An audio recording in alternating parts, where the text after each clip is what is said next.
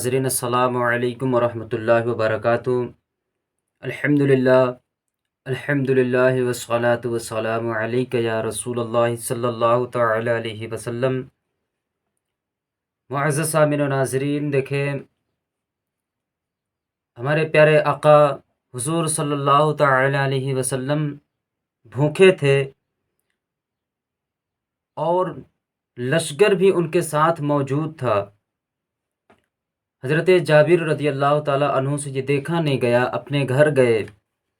حضرت جابر رضی اللہ تعالیٰ عنہ نے جنگ خندق کے دونوں حضور صلی اللہ تعالی علیہ وسلم کے شکم انور پر پتھر باندھا دیکھا۔ حضرت جابر رضی اللہ تعالیٰ عنہ نے حضور کے شکم مبارک پر پتھر باندھے ہوئے دیکھا کہ حضور صلی اللہ تعالی علیہ وسلم بھوکے ہیں اور اپنے شکم پر پتھر باندھے ہوئے ہیں۔ پتھر بندھا دیکھا تو گھر آ کر اپنی بیوی سے کہا کہ کیا گھر میں کچھ ہے تاکہ ہم حضور صلی اللہ تعالی علیہ وسلم کو لے کر حضور صلی اللہ تعالی علیہ وسلم کے لیے کچھ پکائیں اور حضور کو کھلائیں۔ بیوی نے کہا تھوڑے سے جو ہیں اور ایک بکری کا جوٹھا بچا ہوا ہے، اسے ذبح کر لیتے ہیں، آپ حضور صلی اللہ تعالی علیہ وسلم کو بلا لائیں۔ مگر چونکہ وہاں لشکر بہت زیادہ ہے، اس لیے کہ حضور صلی اللہ تعالی علیہ وسلم کو پوشیدگی میں کہیے گا کہ وہ اپنے ہمراہیوں سے 10 آدمی سے کچھ کم ہی لائیں گے، کیونکہ حضرت جابر رضی اللہ تعالیٰ عنہ کی بیوی بولی کہ گھر میں سامان کم ہے، جو ہے تھوڑی سی، وہ بھی بکری کا جوٹھا بچا ہوا ہے۔ تو حضرت جابر رضی اللہ تعالیٰ عنہ کی بیوی نے یہ فیصلہ کیا کہ بکری کا بچہ ہی ذبح کر دیں اور حضور کو بلا لائیں، لیکن ان کے ساتھ لشکر بہت زیادہ ہے، آپ حضور سے اکیلے میں بات کر لینا، چپکے سے کہنا کہ حضور اپنے ہمراہیوں میں سے 10 ہمراہیوں سے بھی کم لے کر کے آئے تاکہ کھانا ہو جائے، کیونکہ ایسا نہ ہو کہ بے عزتی ہو جائے۔ لیکن حضرات، وہ کسی اور کی دعوت نہیں دینے گیا ہے، سید الملائکہ کی دعوت دینے گیا ہے۔ وہ حضرت جابر رضی اللہ تعالیٰ عنہ حضور کو دعوت دینے گئے ہیں، بھلا ان کے ہوتے ہوئے کوئی ذلیل ہو جائے، کسی کی بے عزتی ہو جائے، یہ برداشت نہیں ہے۔ اب دیکھیں حضرت جابر رضی اللہ تعالیٰ عنہ یہ دعوت دینے گئے، چنانچہ جابر حضور کی خدمت، حضور کی طول میں اس بکری کے بچے کو ذبح کر دیتا ہوں اور تم اسے پکاؤ اور میں حضور کو بلا لاتا ہوں۔ چنانچہ جابر نے حضور کی خدمت میں پہنچے اور کان میں عرض کیا، حضور میرے یہاں تشریف لے چلے اور اپنے ساتھ 10 آدمیوں سے کچھ کم آدمی لے چلے۔ حضور صلی اللہ تعالی علیہ وسلم نے سارے لشکر کو مخاطب فرمایا چلو میرے ساتھ چلو۔ جابر نے کھانا پکایا ہے اور پھر جابر کے گھر آ کر حضور نے اس تھوڑے سے آٹے میں اپنا تھوک مبارک ڈال دیا اور اسی طرح ہڈیاں میں بھی اپنا تھوک مبارک ڈال دیا، اور پھر حکم دیا کہ اب روٹیاں اور ہڈیاں پکائو۔ چنانچہ اس نے تھوڑے سے آٹے اور گوشت میں تھوک مبارک کی برکت سے اتنی برکت پیدا ہوئی کہ 1000 آدمی کھانا کھا لیا، مگر نہ کوئی روٹی کم ہوئی اور نہ ہڈی کم ہوئی۔ اللہ اکبر۔ اور کہتے ہو، اب تم اپنے آپ کو یہ سوچ لو، حضور کے بارے میں کہتے ہو کہ دین اسلام جھوٹا دین ہے، معاذ اللہ، کہتے ہو کوئی اللہ نہیں، کوئی نبی نہیں۔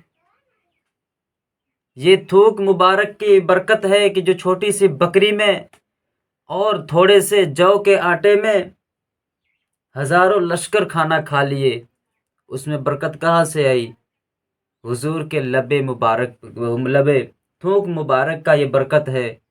آپ نے آٹے میں تو اپنا تھوڑا سا تھوک لگا دیے اور ان ہڈیوں میں لگا دیے کہ اس سے ہزاروں لشکر کھانا کھائے۔ اور آپ اگر اپنے گھر میں صاف ہے، اپنے گھر میں ٹائلس لگائے ہو، اسی میں آپ کو تھوکنا منع ہے۔ کیوں کہ آپ اگر اس میں تھوک ڈالو گے، اس میں تھوکو گے، تو آپ ہی کے بیوی آ کر کے آپ سے بولے گی کہ اسے جلد سے جلد پوچھا لگاؤ۔ کیا ہوئے آپ کی طرح حضور؟ معاذ اللہ ایسے نہ سوچو۔ کیا تم اپنی طرح کہتے ہو کہ حضور کی زندگی اپنی طرح بشر ہوئی؟ اور کبھی آپ نے سفر کیا ہوگا تو یہ ضرور دیکھے ہوں گے کہ ٹرینوں میں دروازے پر یہ لکھا ہوتا ہے کہ دھومرپان کرنا منع ہے، یہاں تھوکنے پر جرمانہ لگ جائے گا، 500 کا 1000 کا جرمانہ ڈال دینا پڑے گا۔ یہ کبھی نہیں دیکھا کیا؟ تو پھر کیسے تمہارے تھوک میں بیماری ہے لیکن حضور کے تھوک میں شفا ہے؟ حضور کے مبارک، آپ کو میں بتا دوں کہ ابھی میں نے کہا کہ حضور کے تھوک سے مبارک ہے، میں اس کا دلیل بھی دے سکتا ہوں، کیونکہ جو بات میں بولوں گا تو انشاءاللہ پوری دلیل کے ساتھ میں بولوں گا، پوری میں کتاب کی بات بولوں گا، اپنے سے بنا ہوئی باتیں نہیں بولوں گا انشاءاللہ تعالی۔ آپ ٹرین میں اگر سفر کرتے ہو تو یہ ضرور دیکھے ہوں گے، اسے پڑھے بھی ہوں گے کہ اگر وہاں تھوکنا منع ہے اور آپ اگر تھوکتے ہو، ٹرین میں تھوکتے ہوئے پکڑ جاؤ گے تو جرمانہ آپ کو بھرنا پڑے گا۔ دیکھیں میں آپ کو بتا دوں، ایک صحابہ حضرت حبیب اللہ بن فدیق رضی اللہ تعالی عنہ کہیں جا رہے تھے کہ ان کا پاؤں اتفاقاً ایک زہریلے سانپ کے انڈے پر پڑ گیا اور وہ پس گیا اور اس کے زہر کے اثر سے حضرت حبیب بن فدیق رضی اللہ تعالی عنہ کی آنکھیں بالکل سفید ہو گئیں اور نظر جاتی رہی۔ یہ حال دیکھ کر ان کے والد بہت پریشان ہوئے اور انہیں لے کر حضور سرور دو عالم صلی اللہ تعالی علیہ وسلم کے خدمت میں پہنچے۔ حضور صلی اللہ تعالی علیہ وسلم نے سارا قصہ سن کر اپنا تھوک مبارک ان کی آنکھوں میں ڈال دیا تو حضرت حبیب بن فدیق کی اندھی آنکھیں فوراً روشن ہو گئی اور انہیں نظر آنے لگا۔ روایت کا بیان ہے کہ میں نے خود حضرت فدیق کو دیکھا کہ اس وقت ان کی عمر اسی تقریباً 80 سال کی عمر کا بڈھا۔ دیکھیں اب آپ اپنی آنکھیں دیکھیں، کبھی اگر اپنے گاؤں میں دیکھیں، محلے میں دیکھیں کہ جو یہاں 80 سال کا واقعہ دے رہا ہے، آپ 40 سال کے واقعے پر دیکھ لو، 40 سال کے آدمی کو دیکھ لو کہ اگر سوئی میں وہ دھاگا ڈالنے کے لائق اس کی آنکھ نہیں رہ جاتی ہے، لیکن حضور کی دیکھیں تھوک مبارک کی، اس کی عمر 80 سال کی تھی اور آنکھیں تو ان کی بالکل سفید تھیں، مگر حضور کی تھوک مبارک کے اثر سے نظر اتنی تیز تھی کہ سوئی میں دھاگا ڈال لیتا تھا۔ دیکھیں آ گیا حضور کی تھوک مبارک کے ہے برکت کہ اگر حضور صلی اللہ تعالی علیہ وسلم جس چیز پر اپنا تھوک مبارک لگا دیں وہ مالا مال ہو جاتا تھا۔ سبق ہمارے حضور صلی اللہ علیہ وسلم کے مثل بننے والوں کے لیے مقام غور ہے۔